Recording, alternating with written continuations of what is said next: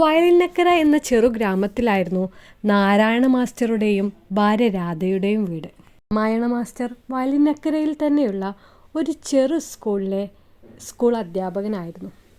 നാരായണ മാസ്റ്ററുടെ ഭാര്യ രാധ ഒരു വീട്ടമ്മയാണ്. വളരെ സന്തോഷത്തോടെയാണ് നാരായണ മാസ്റ്ററും രാധയും മക്കളും ജീവിച്ചിരുന്നത്. നാട്ടിലെ എല്ലാ സാമൂഹികപരമായിട്ടുള്ള കാര്യങ്ങളിലും നാരായണ മാസ്റ്റർ ഇടപെടുമെങ്കിലും രാത്രിയായാൽ അദ്ദേഹം തൻ്റെ ഭാര്യയുടെയും മക്കളുടെയും കൂടെയായിരിക്കും ചിലവഴിക്കുക. മക്കൾക്കൊപ്പം തമാശകൾ പറഞ്ഞും ഭാര്യയോടൊപ്പം പാചകം പങ്കുവച്ചും നാരായണ മാസ്റ്റർ തൻ്റെ കുടുംബത്തെ ഒരു സ്വർഗരാജ്യമാക്കി മാറ്റി. ഭാര്യ രാധയോടൊപ്പം മക്കളുടെ പഠന കാര്യങ്ങളും അദ്ദേഹം ശ്രദ്ധിക്കുമായിരുന്നു. മകൾ മീനയോടും അനിലിനോടും വലുതാകുമ്പോൾ ആരാകണമെന്ന് ചോദിക്കുമ്പോൾ അച്ഛാ, എനിക്കും നിങ്ങളെപ്പോലെ ഒരു ടീച്ചർ ആകണമെന്നായിരുന്നു അവർ പറഞ്ഞിരുന്നത്. അത് കണ്ട് നാരായണ മാസ്റ്റർ ഭാര്യയെ നോക്കി കണ്ണിറുക്കി ചിരിക്കും. കണ്ടോ, മക്കൾക്ക് എന്നെപ്പോലെ ആവണമെന്ന ആഗ്രഹം. ഇത് കേട്ട് രാധ ചെറു പുഞ്ചിരി തൂകും. വർഷങ്ങൾ കഴിഞ്ഞപ്പോൾ മാസ്റ്ററുടെ മക്കളുടെ ആഗ്രഹങ്ങളും മാറി. മാസ്റ്ററുടെ മൂത്ത മകൻ ഡോക്ടർ വിഭാഗത്തിന് പഠിച്ച് അമേരിക്കയിലേക്ക് സ്ഥലം മാറി. നിലവിൽ അനിലും അനിലിൻ്റെ ഭാര്യ അരുന്ധതിയും അമേരിക്കയിലാണ്. രണ്ടാമത്തെ മകൾ വിവാഹം കഴിച്ചത് ഒരു ബാങ്ക് ജീവനക്കാരനെയാണ്. വിവാഹശേഷം മീനയും ബാങ്കിലെ ഒരു പരീക്ഷ എഴുതി മുംബൈയിൽ താമസം തുടങ്ങി. മീനയ്ക്ക് ഒരു മകളാണുള്ളത്. കാലങ്ങൾ കടന്നുപോയി. രാമായണ മാസ്റ്റർ തൻ്റെ സ്കൂളിൽ നിന്ന് വിരമിച്ചു. അങ്ങനെ മാസ്റ്ററും ഭാര്യയും വീണ്ടും വീട്ടിൽ ഒറ്റക്കായി. മക്കൾ എവിടെ പോയാലും നമ്മുടെ വീട്ടിലെ വെളിച്ചം നമുക്ക് രണ്ടുപേർക്കും കൂടെ കൊളുത്തണം. മാസ്റ്ററുടെ ഭാര്യ മാസ്റ്ററോട് എന്നും പറയും. മക്കൾ പോയതിൽ പിന്നെ പറമ്പിൽ പച്ചക്കറി കൃഷി ചെയ്തും ആടുകളെ നോക്കിയൊക്കെ ആയിരുന്നു അവർ ജീവിതം തള്ളി നീക്കിയത്. 2-3 വർഷങ്ങൾക്കിടയിൽ 1-2 ദിവസം മാത്രമാണ് അനിലും മീനയും നാരായണ മാസ്റ്റർക്കും ഭാര്യയ്ക്കുമൊപ്പം ചെലവഴിക്കാൻ വന്നത്. അതുകൊണ്ട് തന്നെ പേരക്കുട്ടികളെ ഒന്ന് കൊഞ്ചിക്കാൻ പോലും അവർക്ക് സമയം കിട്ടാറില്ലായിരുന്നു. പക്ഷെ കാലത്തിൻ്റെ ക്രൂരതയെ ആർക്കും തടയാനായിരുന്നില്ല. ഒരു ദിവസം രാധക്ക് പനി തുടങ്ങി. ആ പനി ദിവസങ്ങൾക്ക് ശേഷം ഒരു മാറാ രോഗമായി മാറി. ആശുപത്രിയിലിരുന്ന് രാമായണ മാസ്റ്റർ അവളുടെ കൈ പിടിച്ചു. രാധേ, നീ സുഖമായി വരും, ഞാൻ നിൻ്റെ കൂടെ ഇവിടെ തന്നെയുണ്ട്. രാധേ, നീ സുഖമായി വരും, ഞാൻ ഇവിടെ തന്നെയുണ്ട്, നാരായണ മാസ്റ്റർ വേദനയോടെ രാധയോട് പറയും. ഇത് കേട്ട് രാധ പറയുന്നത്, നാരായണ, കുട്ടികൾ സുഖമായിരിക്കുമല്ലേ? എനിക്കവരെ കാണാൻ ആഗ്രഹമുണ്ട്.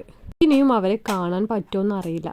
നിങ്ങളൊന്ന് ചോദിച്ചു നോക്കൂ, എനിക്കൊന്ന് അവരെ കാണണമെന്നുണ്ടായിരുന്നു. നാരായണ മാസ്റ്റർ തൻ്റെ ഫോണിൽ നിന്ന് അനിലിനെ വിളിച്ചു. ഹാ അച്ഛാ, എനിക്ക് അമ്മയെ കാണണമെന്ന് ആഗ്രഹമുണ്ട്. പക്ഷേ ഇവിടെ വളരെ ബിസി ആയിട്ടുള്ള കാലമാണിത്. മാത്രവുമല്ല, കുട്ടികൾക്ക് എക്സാം അടുക്കാനുമായിട്ടുണ്ട്. വൈഫിനാണെങ്കിൽ ഒറ്റയ്ക്ക് അവരെ മാനേജ് ചെയ്യാൻ പറ്റില്ല. അതുകൊണ്ട് തന്നെ എനിക്കിപ്പം വരാൻ പറ്റില്ല അച്ഛാ. ഇത്രയും പറഞ്ഞ് അനിൽ ഫോൺ കട്ടാക്കി. ശേഷം മാസ്റ്റർ ഒന്ന് മീനയ്ക്ക് വിളിച്ചു. അച്ഛാ, ഞാൻ മീറ്റിങ്ങിലാണ്, പിന്നെ വിളിക്കാം. ഇത്രയും പറഞ്ഞ് മീനയും ഫോൺ കട്ടാക്കി. അവരൊക്കെ എന്താ പറഞ്ഞത്? രാധ ചോദിച്ചു. അത് അവർ പെട്ടെന്ന് വരാമെന്നാ പറഞ്ഞത്. മാസ്റ്റർക്ക് ഇതല്ലാതെ വേറൊന്നും പറയാൻ പറ്റിയിട്ടില്ലായിരുന്നു. നേരം രാത്രിയായപ്പോൾ രാധയുടെ ശ്വാസം മന്ദമായി. മെല്ലെ കണ്ണുകൾ അടഞ്ഞു. പിന്നീട് രാധ കണ്ണ് തുറന്നിട്ടില്ല. അങ്ങനെ ആ വീട്ടിൽ മാസ്റ്റർ ഒറ്റക്കായി. രാധയുടെ ഫോട്ടോ തന്നെ നെഞ്ഞിൽ ചേർത്ത് നാരായണ മാസ്റ്റർ എന്നും പറയും, രാധേ, ഞാൻ എവിടെയും പോയിട്ടില്ല. ഈ വീടിൻ്റെ വെളിച്ചമായി ഞാനിപ്പോഴും ഇവിടെയുണ്ട്. ഞാൻ എന്നും നിൻ്റെ കൂടെ ഉണ്ടാകും. തനിച്ചുള്ള ജീവിതം നാരായണ മാസ്റ്റർക്ക് ഭ്രാന്ത് പിടിക്കുന്ന മാതിരി ആയിട്ടുണ്ടായിരുന്നു. രാധയില്ലാത്ത ജീവിതം മാസ്റ്റർ ഒരിക്കൽ പോലും തൻ്റെ ജീവിതത്തിൽ വിചാരിച്ചിട്ടില്ല. അദ്ദേഹം തൻ്റെ മക്കൾക്ക് ഒന്നും കൂടെ വിളിച്ചു നോക്കി. പക്ഷേ രാധയുടെ ശരീരം കാണാൻ പോലും അവർ തയ്യാറായിരുന്നില്ല. അവരുടെ തിരക്ക് പിടിച്ച ജീവിതത്തിൽ അവർക്ക് മാതാപിതാക്കളെ കാണാൻ ആഗ്രഹമില്ലായിരുന്നു. ഒരു ദിവസം പെട്ടെന്ന് അനിലും മീനയും നാരായണ മാസ്റ്ററുടെ വീട്ടിലേക്ക് പെട്ടെന്ന് കയറി വന്നു. അവരെ രണ്ടുപേരെയും കണ്ടപ്പോൾ മാസ്റ്റർ ഭയങ്കര സന്തോഷമായി. പക്ഷേ രണ്ടുപേരും തമ്മിൽ അത്ര രസത്തിലല്ല സംസാരിച്ചത്. അവരുടെ വാക്കുകളിൽ നിന്ന് മാസ്റ്റർക്ക് മനസ്സിലായത് അച്ഛനെ എങ്ങനെ സംരക്ഷിക്കുമെന്ന കാര്യത്തിലുള്ള അവരുടെ തല്ലുകൂടലാണ്. രണ്ടുപേർക്കും അച്ഛനെ നോക്കുക എന്നത് ഭാരമായിട്ടാണ് തോന്നിയിരുന്നത്. അങ്ങനെ അവർ തമ്മിൽ ഒരു തീരുമാനമെടുത്തു. അച്ഛനെ അടുത്തുള്ളൊരു വൃദ്ധസദനത്തിലാക്കുക എന്നതായിരുന്നു അവരുടെ തീരുമാനം. രണ്ടുപേർക്കും അതൊരു സമ്മതമായിരുന്നു. രണ്ടുപേരും മാസ്റ്ററോട് കാര്യങ്ങൾ ധരിപ്പിച്ചു. തൻ്റെ ഭാര്യ രാധ ജീവിച്ചിരുന്ന സ്ഥലം വിട്ടൊഴിയാൻ താല്പര്യമില്ലെങ്കിലും തൻ്റെ ആരോഗ്യം കണക്കിലെടുത്ത് ഇവിടെ ഒറ്റയ്ക്ക് താമസിക്കാൻ അദ്ദേഹത്തിന് സാധിക്കില്ലായിരുന്നു. അതുകൊണ്ട് തന്നെ മക്കളുടെ ആഗ്രഹത്തിന് അദ്ദേഹം അവസാനം സമ്മതം മൂളി. പോകുന്നതിന് മുന്നേ താൻ ഉണ്ടാക്കിയ ഇടം അദ്ദേഹം ഒരിക്കലും കൂടി കണ്ടു. അങ്ങോട്ടൊരു വരവുണ്ടാകുമോ എന്ന് അദ്ദേഹത്തിന് അറിയില്ലായിരുന്നു. അദ്ദേഹത്തിൻ്റെ കണ്ണുകളിൽ ഒരുറ്റു കണ്ണീർ വീണു. വൃദ്ധസദനത്തിലേക്ക് പോകാൻ തൻ്റെ മക്കൾ കൂടെയുണ്ടെങ്കിലും അദ്ദേഹത്തിന് ഒറ്റയായതുപോലെ തോന്നി. അദ്ദേഹത്തിന് തൻ്റെ കണ്ണീരിനെ അടക്കാൻ സാധിച്ചില്ല. മെല്ലെ മെല്ലെ അദ്ദേഹം ഏങ്ങിക്കരഞ്ഞു.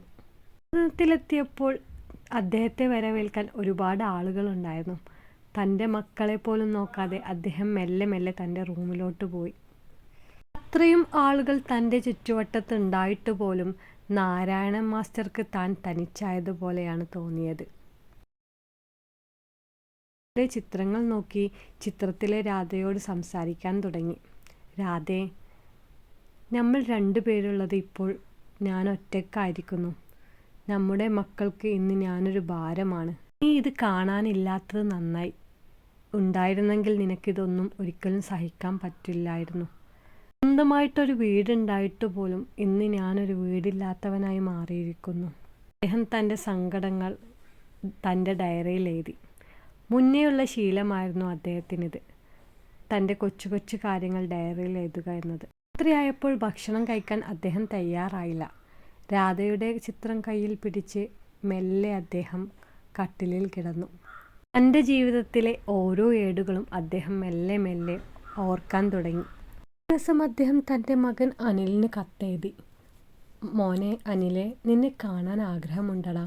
നീ വരുമ്പോൾ നിന്റെ മക്കളെയും കൊണ്ടുവാ. ഒരിക്കലും കൂടി അച്ഛ എന്ന് വിളിക്കുന്നത് എനിക്ക് കേൾക്കണം. നാരായണ മാസ്റ്റർ ഇതെഴുതി കത്ത് മേശപ്പുറത്ത് വെച്ചു. എന്നിട്ട് തൻ്റെ പ്രിയ ഭാര്യയുടെ ഫോട്ടോ എടുത്ത് നെന്നിൽ ചേർത്ത് ഉറങ്ങാൻ കിടന്നു.